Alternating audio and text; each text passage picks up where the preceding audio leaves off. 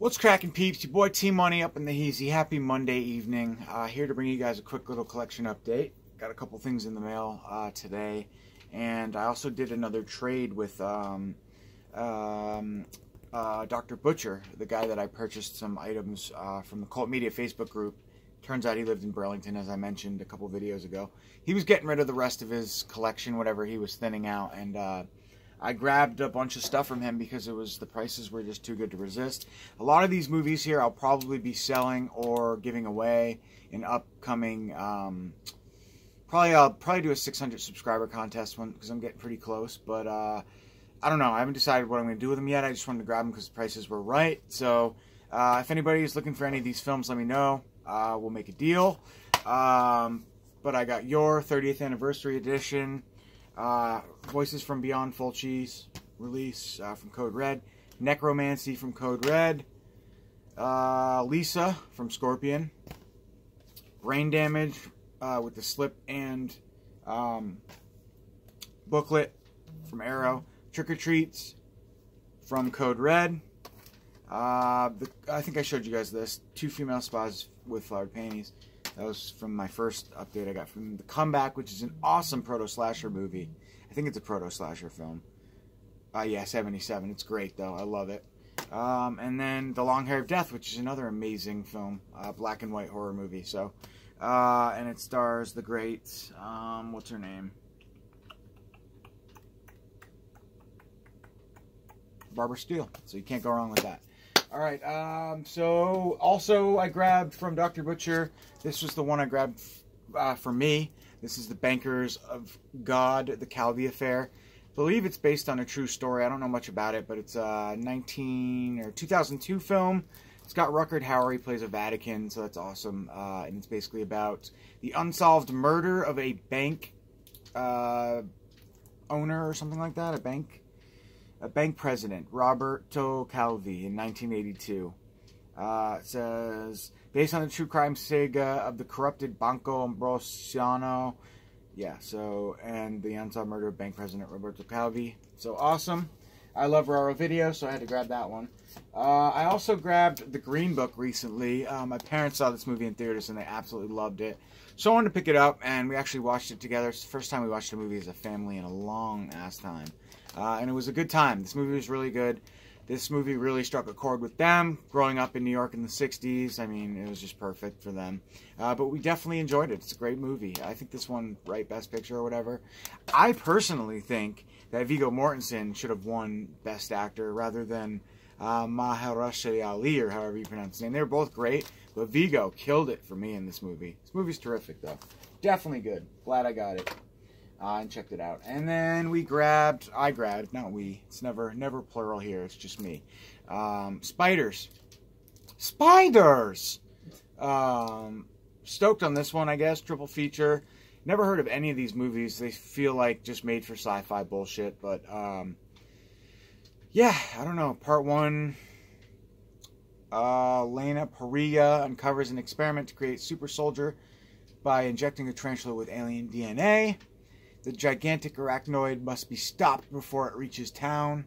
And then Spiders 2, a young couple picked up by a boat during a storm realize their misfortune when they see the ship's doctor using captive humans as live incubators for giant spiders' eggs.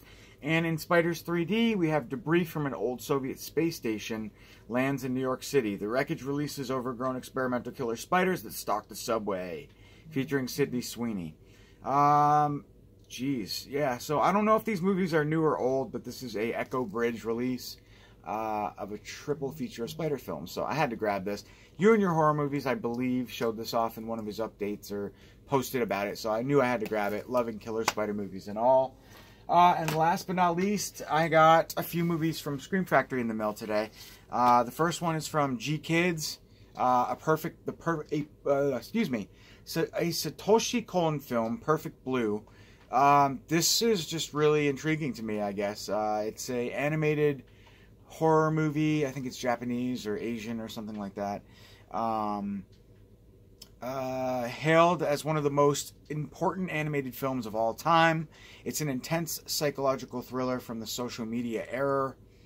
But yeah, I don't really know much too much about it, but basically a ex-singer turned actress and model is stalked by a killer, and that's it. She has some visions of paranoia, and she has her own issues, we'll say. But yeah, I've heard this is really good. A few people, friends of mine, affiliates of 22 Shots and Facebook groups have talked about it, so I wanted to pick it up. Apparently, you know, got some hype that one was coming from Shout Factory, so I grabbed it. And then we have the Body Snatcher, not to be confused with Invasion of the Body Snatchers. This is a 40s film starring Bela Lugosi, as well as Boris Karloff. So it's an amazing cast. Sorry, it's Robert Louis Stevenson's The Body Snatcher. And it says, screen icons Boris Karloff played the title role in Val Lewton's adaptation of Robert Louis Stevenson's The Body Snatcher, directed with subtle calculation by versatile Robert Wise. A doctor needs cadavers for medical studies, and Karloff is willing to provide them one way or another. The film also features wonderful supporting performance by fellow horror icon Bela Lugosi. So, excellent cast. This is a new 4K scan of the original camera negative. You also get new You'll Never Get Rid of Me, Resurrecting the Body Snatcher, audio commentaries with author-historian Steve Haberman and director Robert Wise, documentary Shadows in the Dark, The Val Lewton Legacy, theatrical trailer, and still gallery. So it's nice to see Scream Factory's still packing their standard editions full of special features. That's awesome. Love the artwork on that as well. You also get some sort of reversible artwork as well. It's not cover artwork per se, but it's like a double-sided, I'll show you, image there from the movie. So that's awesome. Stoked to check this one out. I've never seen it before. Scream Factory's been putting out some pretty cool 40s, 50s stuff lately with that Killer Mantis movie, or whatever it's called. The Giant Mantis, something like that. And then this. So I love the old stuff. And last but not least, we have a movie by the name of Warning Sign. I've been really, really anxious to check this one out. From 1985. Written by Hal Barwood and Matthew Robbins, and featuring cinematography from Dean Cundy, which is awesome. Warning Sign represents a nightmare scenario of science gone wrong. It's a top-secret project to create a bioweapon turns anyone exposed into a raging psychotic killer.